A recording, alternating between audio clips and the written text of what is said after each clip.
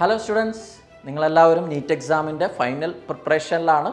അപ്പോൾ NEET exam എഴുതുന്ന വിദ്യാർത്ഥികൾ അവരുടെ സ്ട്രാറ്റജി എന്തായിരിക്കണം, നീറ്റ് എക്സാം എഴുതുന്ന സ്ട്രാറ്റജി എന്തായിരിക്കണം, ഏത് ഓർഡറിൽ വേണം എക്സാം അറ്റൻഡ് ചെയ്യേണ്ടത്? മക്കളെ, നീറ്റ് എക്സാമിന് 3 സ്റ്റേജിലുള്ള ക്വസ്റ്റ്യൻസ് ആയിരിക്കും വരിക. Stage 1, stage 2, stage 3. അപ്പോൾ ഈ 3 സ്റ്റേജിലുള്ള ക്വസ്റ്റ്യൻസ് അത് ഫിൽട്ടർ ചെയ്ത് അതാത് സ്റ്റേജിൽ ചെയ്യുമ്പോഴാണ് നിങ്ങൾക്ക് മാക്സിമം മാർക്ക് അറ്റൻഡ് ചെയ്യാനും അല്ലെങ്കിൽ മാക്സിമം മാർക്ക് സ്കോർ ചെയ്യാനും നെഗറ്റീവ് മാർക്സ് മാക്സിമം അവോയ്ഡ് ചെയ്യാനും പറ്റുക. അപ്പോൾ ആദ്യം തന്നെ നിങ്ങൾ ചെയ്യേണ്ട കാര്യം, ക്വസ്റ്റ്യൻ പേപ്പർ കിട്ടിക്കഴിഞ്ഞാൽ സ്റ്റേജ് 1 ക്വസ്റ്റ്യൻസ് അറ്റൻഡ് ചെയ്യുക.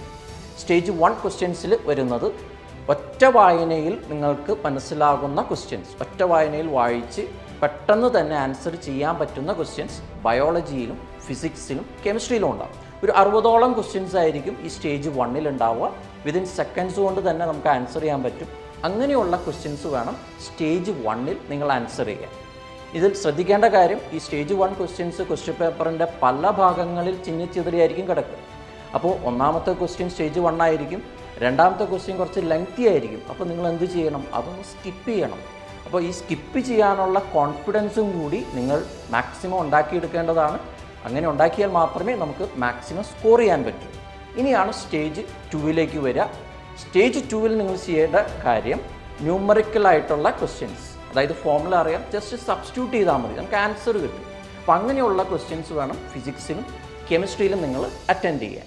ബയോളജി എടുക്കുകയാണെങ്കിൽ ഇപ്പോൾ match the following questions, then diagram based questions, അങ്ങനെയുള്ള ക്വസ്റ്റ്യൻസ് വേണം ബയോളജിയിൽ അറ്റൻഡ് ചെയ്യാൻ. ഇതിൽ ശ്രദ്ധിക്കേണ്ട കാര്യം, സ്റ്റേജ് 1 നിങ്ങൾ ആദ്യം ബയോളജി അറ്റൻഡ് ചെയ്യുക, ദെൻ കെമിസ്ട്രി അറ്റൻഡ് ചെയ്യുക, അതിനുശേഷം ഫിസിക്സ് അറ്റൻഡ് ചെയ്യുക. സ്റ്റേജ് 2 ആദ്യം ബയോളജി അറ്റൻഡ് ചെയ്യുക, രണ്ടാമത് നിങ്ങൾക്ക് ഏതാണോ എളുപ്പം, ഫിസിക്സ് ആണെങ്കിൽ ഫിസിക്സ് അറ്റൻഡ് ചെയ്യുക, കെമിസ്ട്രി ആണെങ്കിൽ കെമിസ്ട്രി അറ്റൻഡ് ചെയ്യുക.